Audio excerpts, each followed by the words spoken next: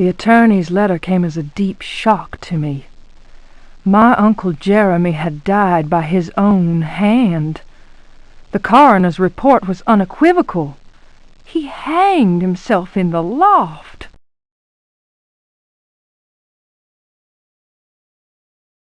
Initial surprise and distress past, I considered the news. It seemed clear that Derceto had exercised a thoroughly morbid influence on my uncle's mind. That creaking old mansion with its unusual tales, its secret library door, the ancient upstairs clock, all those occult books that my uncle could not resist reading in spite of his fragile nerves.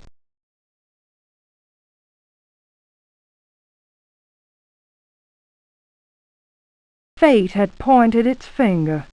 Derceto had trapped its prey.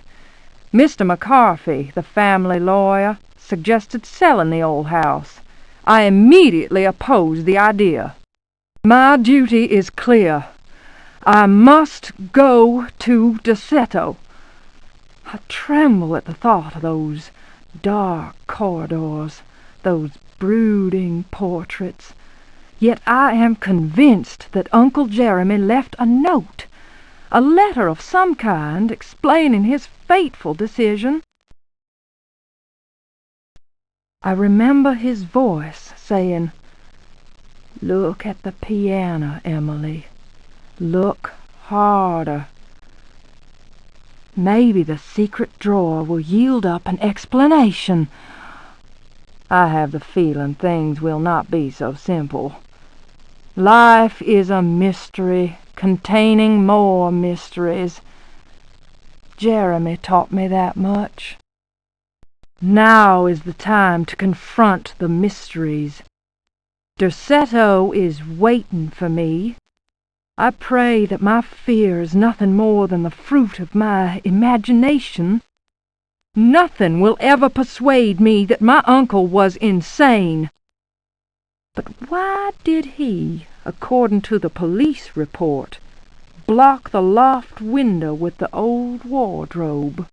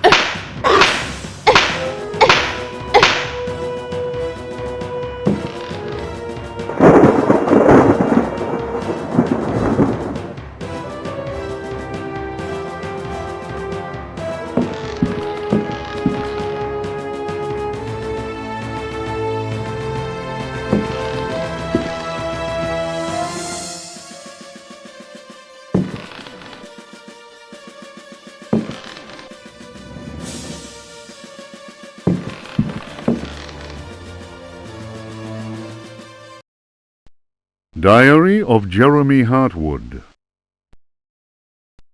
September 27th, 1924.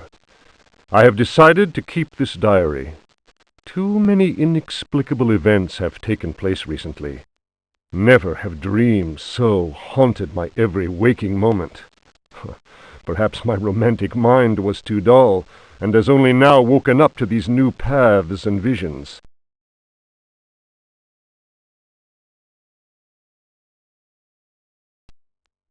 Some, seeing my recent paintings, may question my sanity. I can only ask them, what is sanity? Where does madness begin? September 28th, 1924.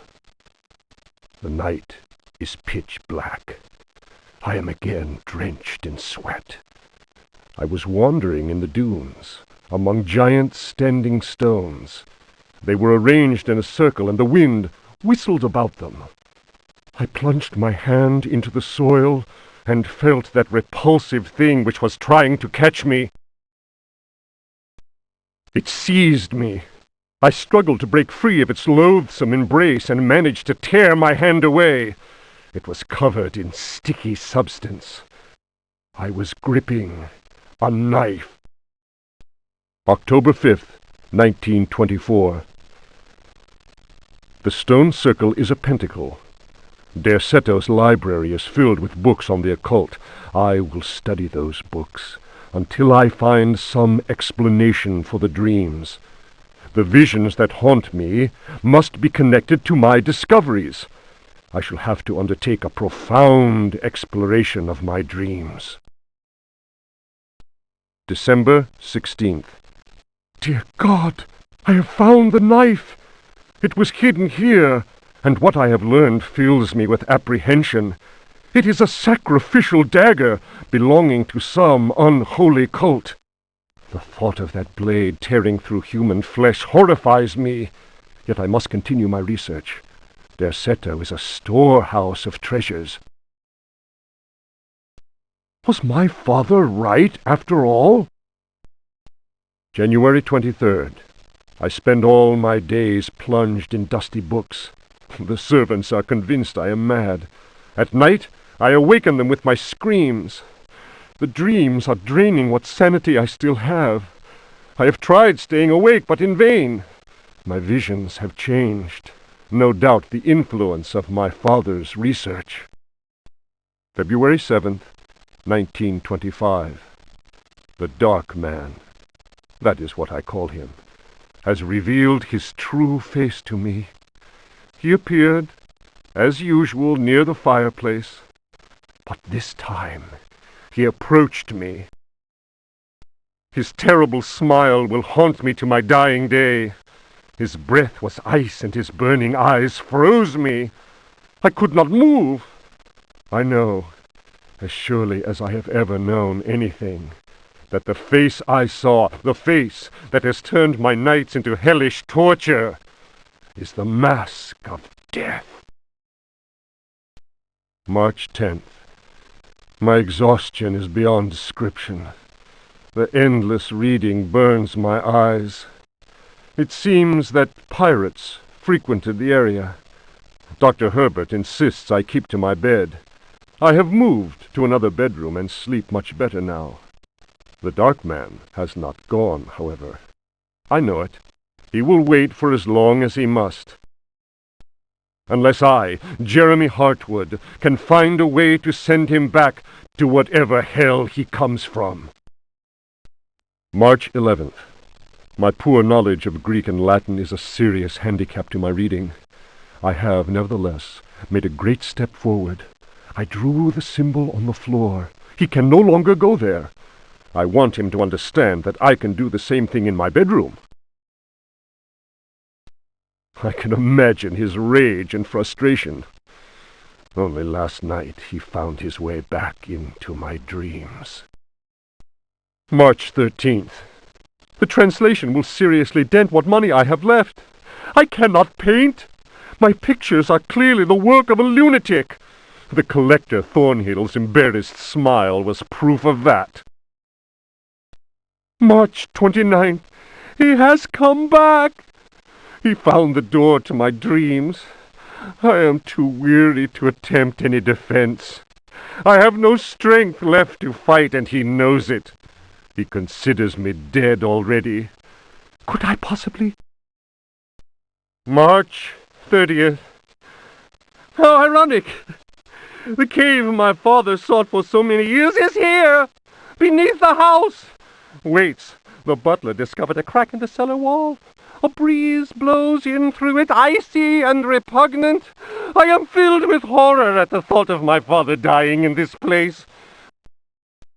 I will carry to my grave the vision of his face contorted in the agony of that fatal heart attack. His body was twisted. He had wept. His fingernails were torn and bloody from scrabbling at the floor. Dr. Gray concluded that death had been due to a heart attack.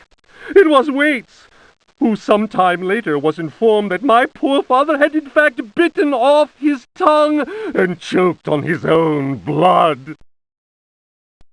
March 31st. I explored the caverns in a dream. The dark man came with me. Strangely, I felt almost well. How can I describe what I saw? No. What words are capable of explaining such evil? I realized that my death was of no interest to him. The dark man wants something else. He seeks a body. His avid servants are now free. I am the cause. It is almost funny. Curses on Derceto! From the foundations to the very rooftop, I can no longer struggle, let alone eradicate the evil that grips the house. The end is very near, I can feel it. I have taken the decision to... May he who finds this diary pray for my soul.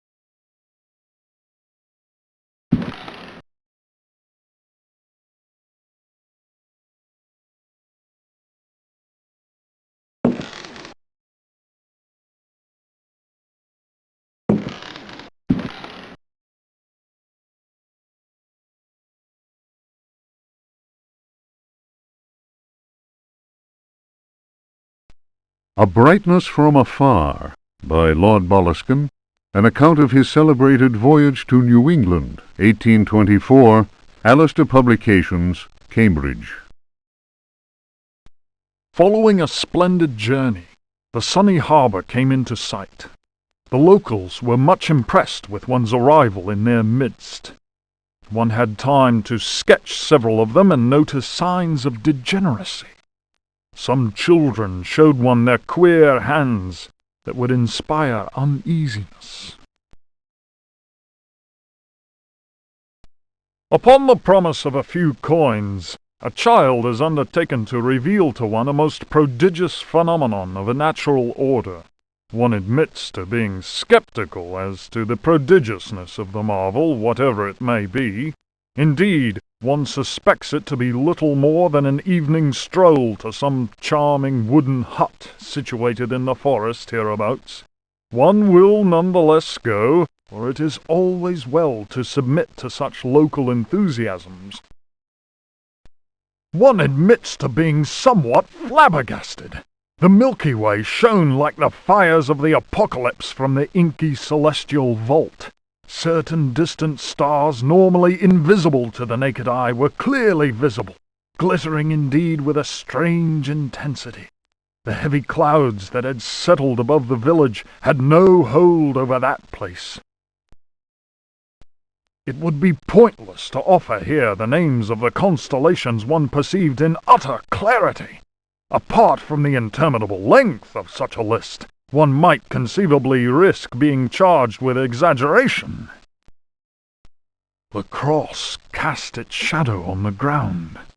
The sea in the distance was dead calm. Tonight, one will return to that spot and draw those stars. Tomorrow night, one will at last see Halley's comet in all its brilliance. The youngster will carry torches, despite one's developed sense of direction.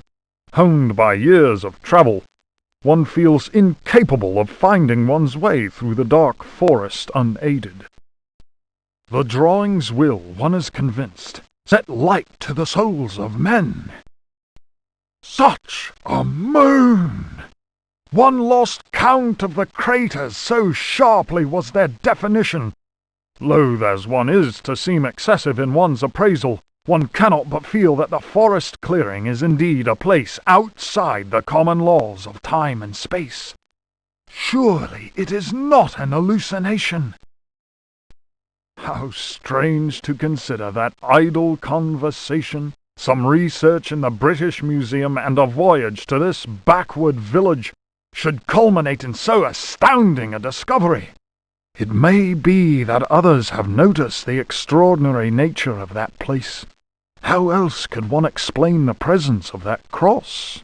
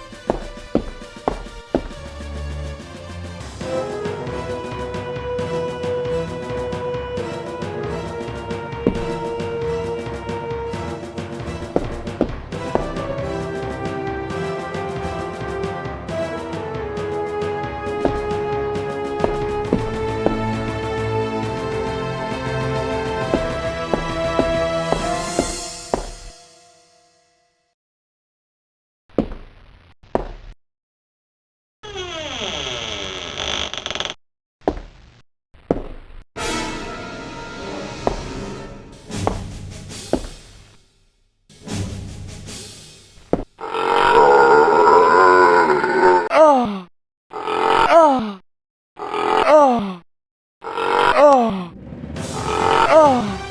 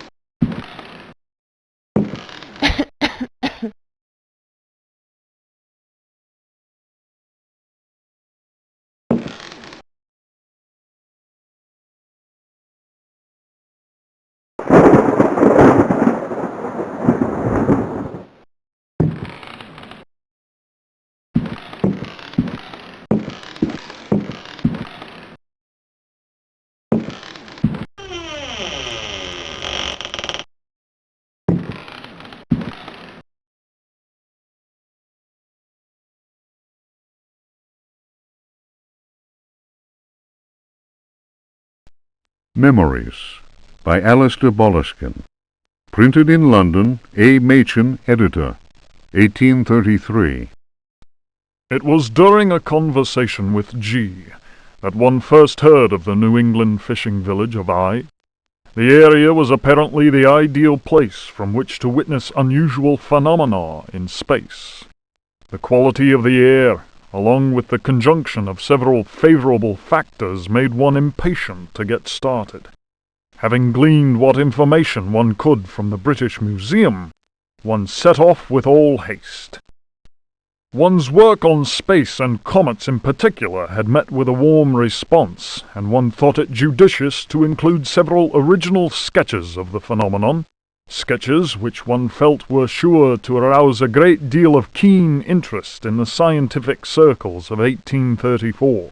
One refers naturally to the passage of Halley's comet.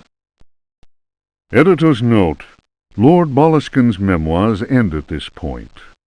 Who knows what extraordinary contributions he might still have made had he not succumbed during his visit to New England to dementia, followed by an early death in St. Andrew's Hospital.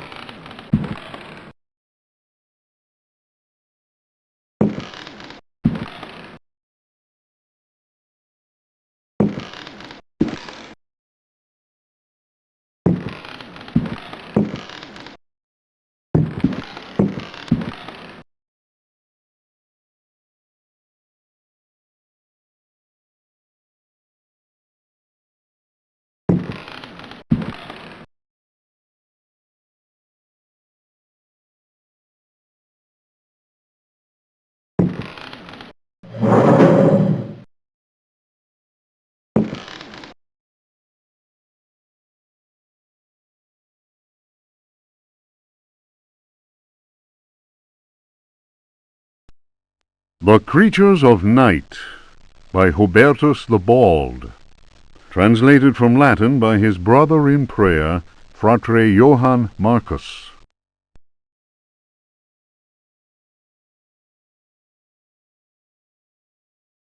Of monstrosity. You who read me know that night engenders monsters, and that night creatures exist. The accursed book of Abdul al-Hazred is clear on this matter. That is not dead which can eternal lie. Unhappy he who knows that book. Unhappy he whose eyes alight upon that foulest of texts. Unhappy he who implores the standing stones, for he will free the powers of darkness. Of the pit. Stagnant waters are like the memory of men. Beneath the surface calm, clawed beasts await, and are known to initiates as the deep ones. Awaiting his prey, the deep one seizes him and drags him down to the abyss, where Dagon, the cruel god, swims and reveres him whose name may not be pronounced. Of libraries. Unhappy he who frees the prowler. Unhappy he who meets the prowler erring among the books. He generates the vagabond that comes from other spheres. He believes the vagabond does not exist. He will feel the embrace of death, for in the eyes of the vagabond, books are no more than dreams, stone no more than wind. The vagabond knows how to take the breath of the reckless. Of strife. He who speaks does not know, and believes he is able to kill the creatures of the night. Folly. Evil is conjured up by science and secrecy. He who prowls among books will perish by the blade. He who flies in the dark caverns will scream in fear. He who swims in the depths will evaporate. But he who believes he knows nothing. He who knows says nothing. Of death. There are domains more terrible than death. That is not dead which can eternal lie. Each creature is conjured up and is not dead, but returns to the origins. A monster, a science. Steel kills the vagabond who never dies. Translator's note. Here ends the manuscript of Hubertus, who died in the library of the convent of Teruel in the year of our Lord 1666. Requiescat in pace.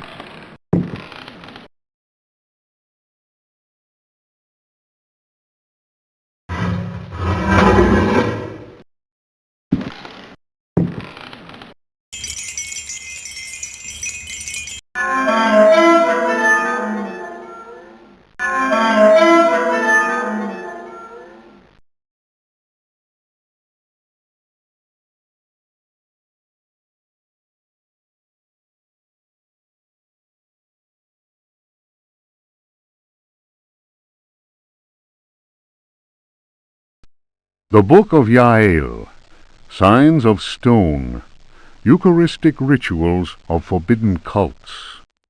Texts collated by Monsignor Vacher, legate in the Curia of the Vatican. Numerous devilish cults speak of monstrous creatures called the Old Ones.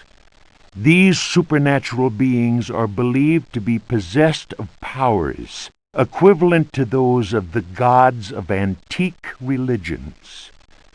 Adepts of such cults refer to forbidden literature in order to cause these frightful entities to appear before them. What serious student of folk myths has not come across the names of Cthulhu and Shub-Niggurath?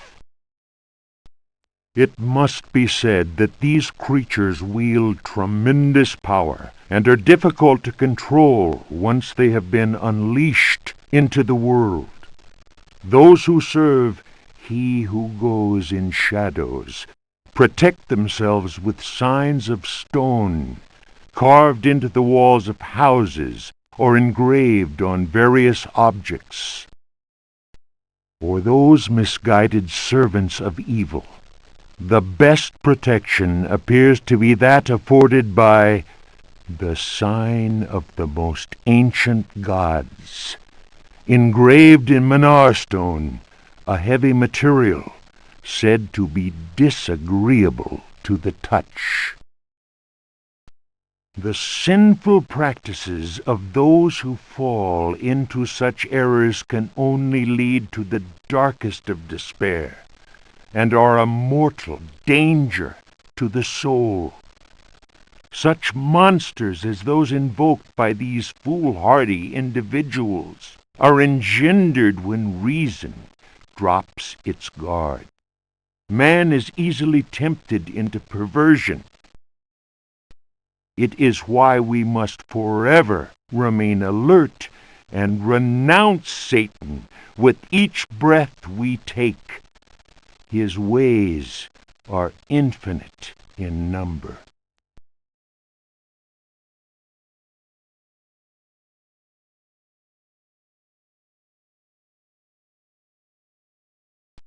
The Sacrificial Dagger, Otto Stern, Lumina Books. The importance placed on ritual sacrifice is constant in religious cult practice. Propitiating the gods is a theme common to many religions. The Old Testament affords many examples. Primitive polytheistic belief systems integrate sacrifice in their rituals as part of the recurrent process of reaffirmation and, naturally enough, group cohesion. The members of their social and religious community come together in an act of purification and atonement. It would be erroneous to imagine the act of human sacrifice linking priest, offering, and God, C.F. Manzetti, stone cults, as anything less than a vital focusing of the group's faith. The act also ensures the continuing appeasement of the god, but only if practiced by a recognized officiating priest using the appropriate instrument. Studies made concerning primitive religious groups bear witness to the central role of sacrifice in living ritual. My own work in the field of ethnopsychology brought me into contact with a sorcerer living in the region of Arkham. He introduced me to the rite of steel, linked to a ceremony known as adoring the black goat of the woods with 1,000 youngs. The god being adored is known as the vagabond. Here, the dagger's role, which allows the life breath to pass from one dimension to another, is essential. The vagabond is a frightening figure, being able to move where he wants and to kill those who have displeased the goat god, for whom he acts as a go-between. The goat is clearly a fertility god. The priest, having spoken the invocation, must choose the appropriate dagger for the sacrifice. The knife with a sinusoidal blade that must be dipped 7 times, on night when the moon is full, in water that has been distilled 100 times, will be laid aside, since it would send the vagabond back into his own dimension. See illustration. The priest will rather choose the dagger with a curved blade. That is more appropriate for slitting of the lamb's throat. This act transfigures the sorcerer priest and plunges the assembled worshippers into a divine trance. Juan Luis Jorge, De Bibliotheca. Reflections on the power of the verb in certain texts. Archaeos Publications, 1919, Stafford. Translation does not alter the occult power contained within such forbidden texts. The malevolent energy is in no way diminished. The spell must be cast aloud and clearly, in certain languages or little-known dialects. Maglafar Fathang. The reader will understand that, in the light of these revelations, I would be foolhardy to continue quoting from the text I have before me. If spoken aloud in its entirety, it would surely awaken powerful and malignant forces. I will go further and say that simple reading of some of the more technical passages describing specific practices is in itself a perilous exercise. The ill-prepared reader can easily fall prey to attacks of demented hysteria, not unlike those described in cases of individuals said to be possessed by evil spirits. I recommend the study made by Zempf, Urbain, Grandier, and Loudon, and the reports made by the Reverend Richard Price concerning a number of astonishing, to say the least, exorcisms carried out in a parish near Providence. Given what I have written, we must be grateful to the librarians of the British Museum, who have never allowed consultation of the work of Al-Azib's startling work, the infamous Necronomicon. Copies of that work do exist, in spite of the zeal of book-burning inquisitors. For proof, we need look no further than the British Museum, of course, and the sealed archives of the Miskatonic University in Arkham. Other examples of books whose evil can be unleashed by any thoughtless reader are von Jutz's von Unersprechlichen Kulten and the abominable De Vermis Mysteries by Ludwig Prien, whose sordid death should be a lesson to all those tempted by a study of the occult.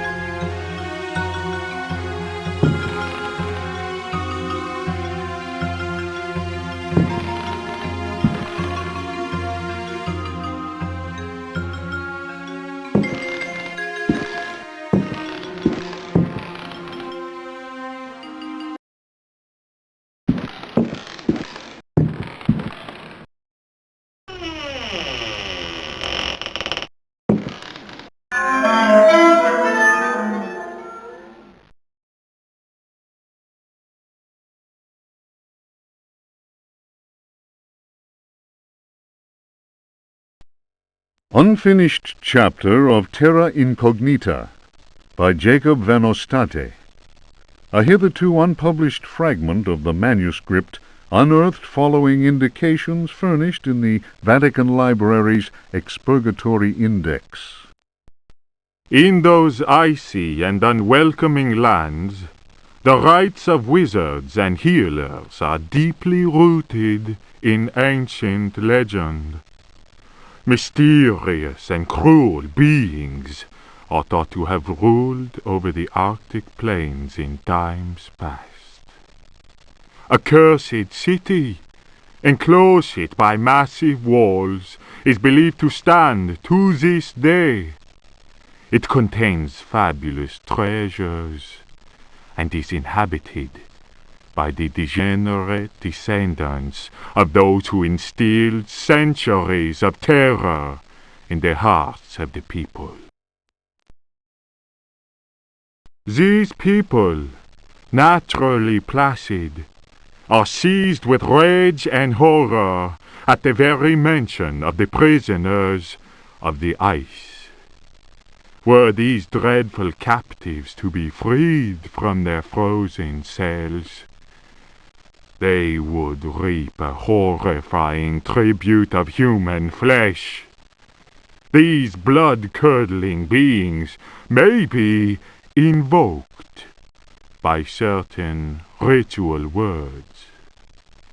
They can even be controlled, albeit with the greatest of difficulty. I admit to being impressed by these tales, repeated to me on many occasions and in a number of different places during my travels in the region. I have also seen troubling cult objects, sculpted in a material unknown to me. Another remarkable fact is that local Eskimos experience great distaste in pronouncing certain words, and invariably avoid saying them. Here is a living example of the power that words contain. As it is said in the Bible, in the beginning was the Word.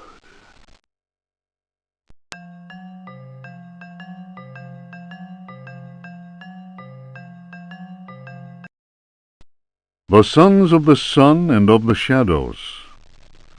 Lieutenant Lope de Vega's account of his astounding travels to the land of the Aztecs. "Holy Christ!" cried Captain Cortez, astonished by the strange rite we beheld. We found the savages half naked. They were throwing balls of silver and gold at each other. They laughed as if demented, clearly maddened by some heathen drug. And yet, should one of them fail to catch the ball thrown in his direction, the poor devil was seized and dragged off to be sacrificed in their temple. As we discovered, this frightful game was a ritual most holy to them, and symbolized the movement of the heavenly bodies. The dropping of a ball foretold a catastrophe. That is what the Aztecs believed in their godless ignorance. Their countless deities could only be appeased through endless human sacrifices. The victim's heart, which was still beating, lay in the hand of the murderous priest. The interior of the temple was surprisingly cool. The weight of our armor, our exhaustion, even the burden of our suffering, they were all banished by a sense of awe that the crudely magnificent altar instilled. In the tomb-like silence, a deep voice chanted an incantation. The majestic statue of the water goddess, Chalchihuitlicue, seemed to throb with vitality. This massive stone, draped in a golden cloak and studded with precious stones, was coming to life before our very eyes. Horror of horrors! The granite eyes of the statue, empty of life only moments before, were now injected with blood. We staggered back in amazement. Dom Jose was taken by a fit of convulsions. He tried to raise up his crucifix, as if to ward off an attack by demons. The heathen priest laughed cruelly. The statue's mouth cracked open in a deathly grin, bearing teeth sharpened to dagger points. Captain Cortez cried, "Attack!" But it was no use. We were glued to the spot. First, we were unable to move. Our armor seemed to be bolted to the temple floor. Our legs weakened, and we collapsed in a thunder of steel. Only Cortez had the presence of mind to unsheath his dagger. He hurled it at the cackling priest. 4 inches of the finest Toledo steel buried itself in the heathen's face. His blood spurted, splashing the now lifeless idol. We picked ourselves up with difficulty. Never will I forget that terrible moment. My companions, naturally enough, told tales of devilish enchantments cast upon our armor. Whatever the truth of that, I could not deny that the supreme god of the fourth universe had treated us as mere playthings. I am convinced that a terrible energy is yet contained within that heathen statue. A power strong enough to change a proud conquistador into a helpless puppet.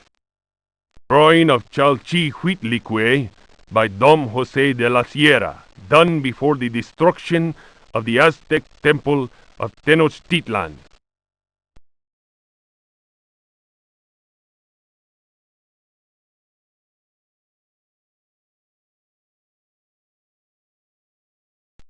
If Rocks Could Talk, or The Story of a Louisiana Plantation, by the Marquise de Chamfray. After the criminal selling off of Florida by the foul usurper, my father elected to remain in this inhospitable land, where we were free at least to express our royalist feelings, and hope our country would come to its senses. In 1818, a certain Pickford bought up Ledoux's land, after the poor fellow had ruined himself in unfortunate speculation.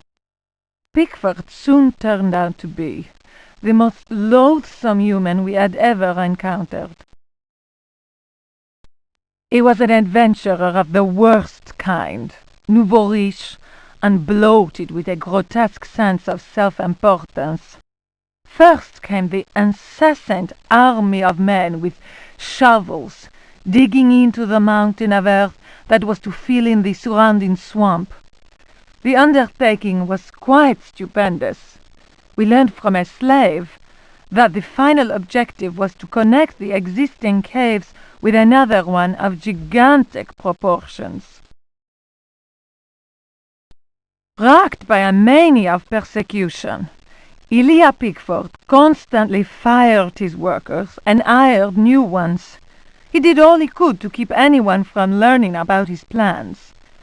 My father was amused and said, "The poor fool will end up getting lost in his own cave." And the walls went up, and tongues started wagging.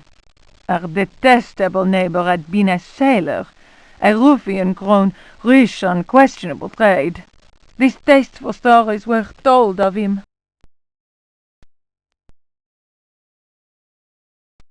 When the work was finished, Pickford invited us to the opening of his rambling mansion, which he named Derceto. My father asked what the strange name meant. Pickford answered, "Derceto reminds me of Astarte, the fertility goddess. Around here, the name is Shub-Niggurath, I believe." That a name so steeped in evil should be said aloud came as not such a shock to my father, as he himself confided in me some while later. We left immediately. In June of 1862, Derceto was burned down in unexplained circumstances. It was undoubtedly the deed of some jealous Yankee or another. It was amazing to watch the servants rushing into the flames to try and save their bullet-riddled master. After that terrible night, Derceto fell into ruin. Its blackened walls were soon overgrown, as human-built works always are, by ever-present nature.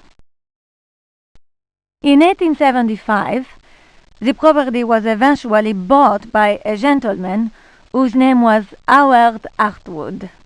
I was sorry that my father, who delighted in fine conversation, was no longer alive to enjoy the company of this new neighbor. Learned and well-versed in history, he had made a particular study of piracy. It was Artwood who told me that Pickford had commanded a ship that flew the flag of piracy. That explained the scoundrel's great wealth. Artwood was fascinated by Pickford and undertook a great deal of research in an attempt to find some treasures that he was convinced the pirate had hidden. He went through the ruins inch by inch. He then had the burnt-out house rebuilt exactly as it had been, and refurbished the library that had miraculously escaped the flames on the night of the Great Fire. Artwood set about studying every volume in that library, and often talked to me of his research.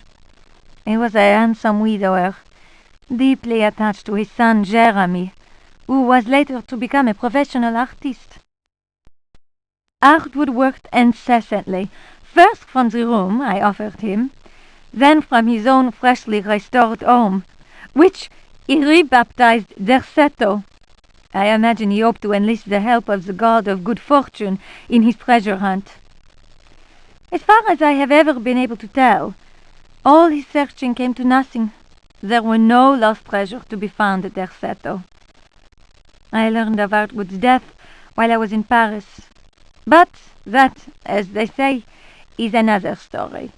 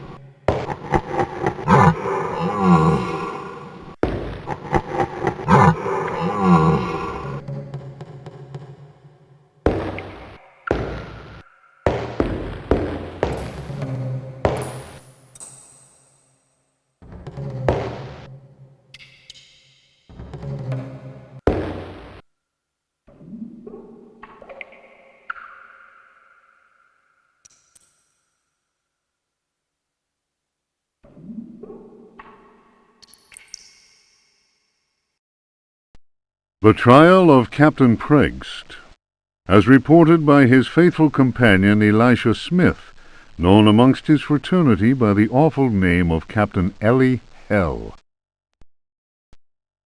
Transcribed from the log found aboard the wreck of the frigate Astarte by H. Hartwood. "By all the devils!" roared Pregged, glaring at William, the judge. "Curse it, Will! It'll take much more than every cannon in the blasted navy to make me change me mind. You're the greatest blackguard that ever joined our fraternity. Am I not Pregged, captain of the Astarte, and bloodiest villain in all the 7 seas? Bloody Ezek, they call me. And you think I'll tell you where I hid my treasure?" The tribunal of the Corsairs' fraternity murmured at this. Pregged was indeed all he claimed. The judge, One-Eyed William, slammed his fist on the table, and silence was restored. "Shut your mouth, Pregged! You didn't pay the fraternity its rightful share, and that means only one thing. You'll hang by the neck from a yardarm, you scurvy cur! Here's the rope twisted by Satan himself. You threaten me, Will? Many a man better than yourself has lived to regret holding a cutlass in my face. You'll be begging for mercy, mark my words." That shook One-Eyed William, and no mistake. Danny waved his hook in the air and shouted, "Pregged was always a loudmouth. The law says we hang him." The jurors took up the cry, "Hang him!" It was Pregged's turn to slam his fist on the table. He threw back his head and roared with laughter. "You fools! You want to kill what will never die? Try it!" Once more, the assembled Corsairs murmured. There was unease in the air. They remembered what happened to Chuck, the gizzard slitter, the man who opened his mouth once too often. It was night, and a bitter wind whipped the New England coast. Snug inside the Dead Horse Inn, one of the Astarte's men was talking. His name was Chuck, and his subject was black magic. He told stories of human sacrifices, voodoo rites, and zombies. He told a tale of a time when their luck was down and they were holed up in a Florida swamp. Pregged went missing. When he returned, he shouted, "'Tis the devil that guides us now, me hearties!" Whether that was true or not, the Astarte began taking loot after juicy loot. The favorite song of the Astarte's men, "Crash the Bones," was replaced by a new one. "A skull, go to port, sabre, to starboard. Pass over that will, and with death you'll deal. If you cut a rope, cut the right, I hope, or then, I don't mind, the death you will find." The next day, as you may have guessed, Chuck's body was found with a dagger plunged between his shoulder blades. Chuck's face was fixed in a ghastly grin. Molten lead had been poured down his throat.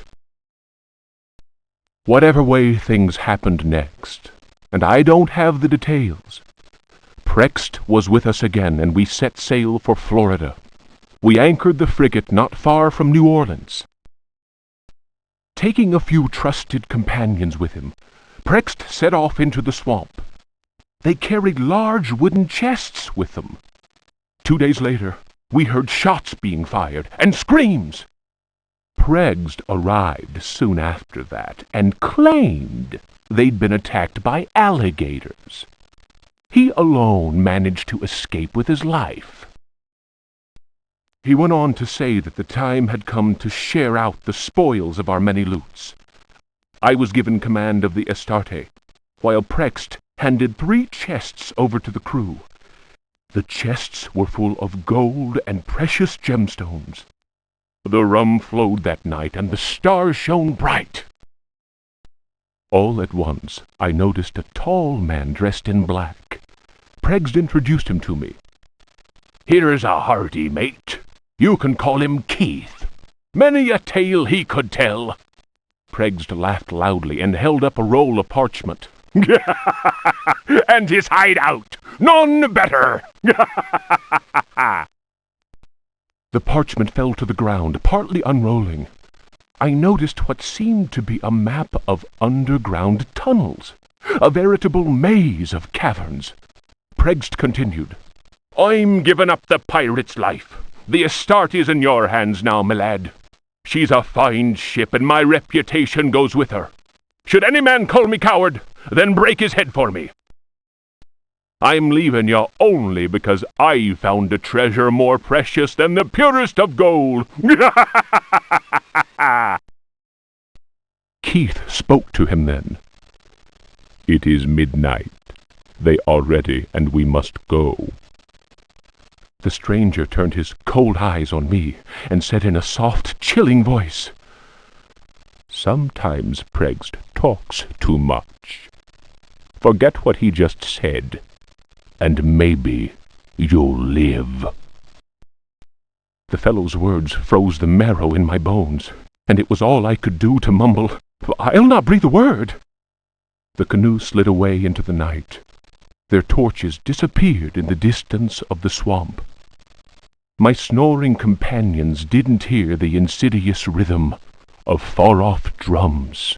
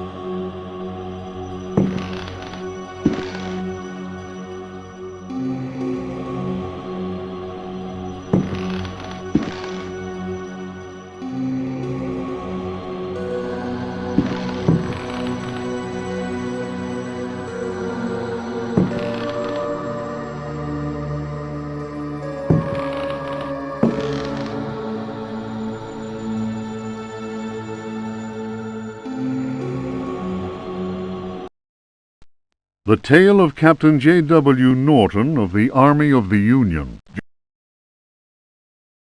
1862. The South was in collapse. Louisiana was open to us. I had each day to requisition victuals for our troops, and was aided in this endeavor by a score of brave men. Rebels were not yet ready to lay down their arms. The region was far from safe.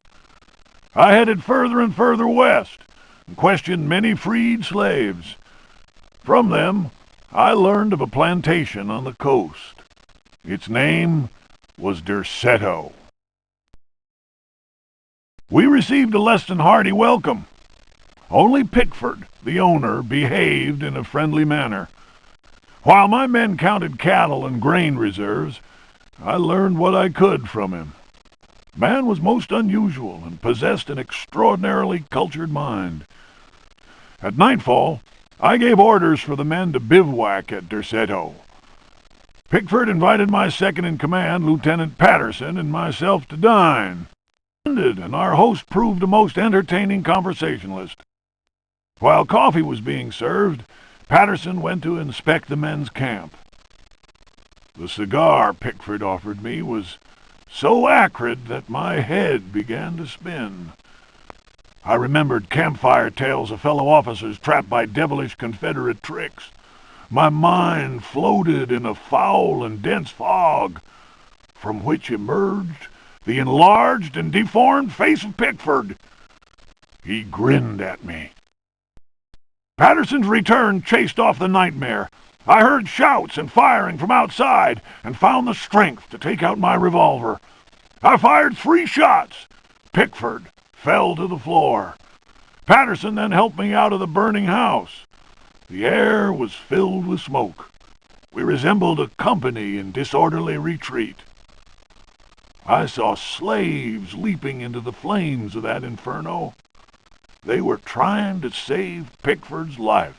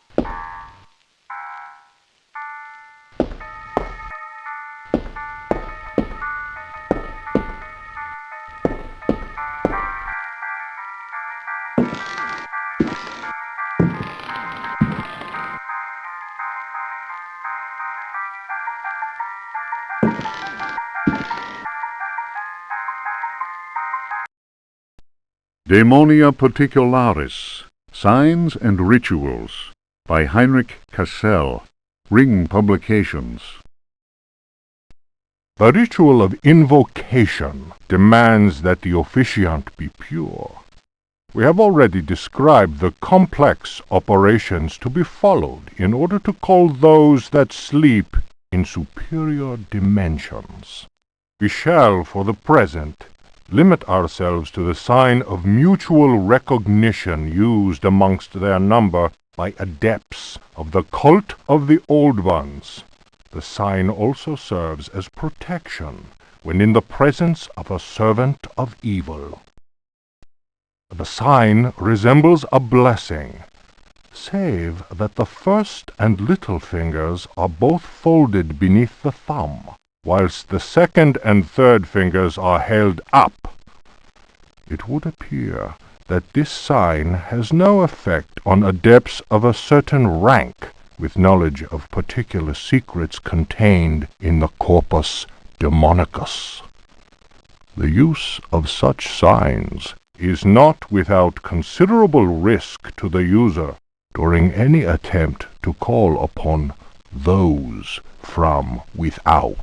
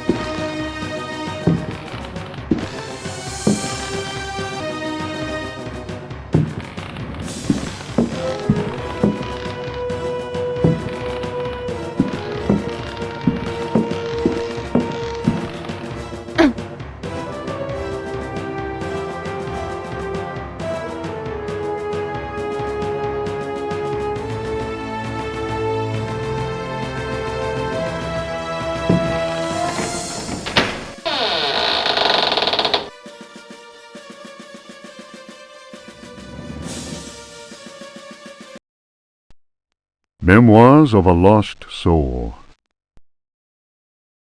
The mask must fall. You who discover this manuscript, understand this. I am here at your side. I am waiting in the darkness of my crypt. Soon you will belong to me. One of my slaves wrote this document. I have lived for 3 centuries, and my name is Ezekiel Prext, or Elijah Pickford. You may choose which to call me. I do not hide out of fear. My power is immense. I have sailed the 7 seas. My ship, the Astarte, spread terror through all the continents. The corsairs judged me like the Welsh judges of 1620, but they could not destroy me, and neither could the pirates. Now I am immobilized. Damned Yankees! Witchcraft, voodoo, and the Cthulhu cult. I know them all. I have reigned and implored the stones. Only the Chthonian haunts the cavern and resists me, but he dare not attack. I have need of a living body to regenerate myself. The Heartwoods managed to escape from me, but you who are reading these words, you will yield to my embrace. I hear your ragged breath and smell the stench of your fear. I have vanquished death. I built Derceto. I know what it is to wait. Cthulhu helps me. My servants will lay you upon the sacrificial stone. My roar will rend the night. You will be mine, and I shall reign once more.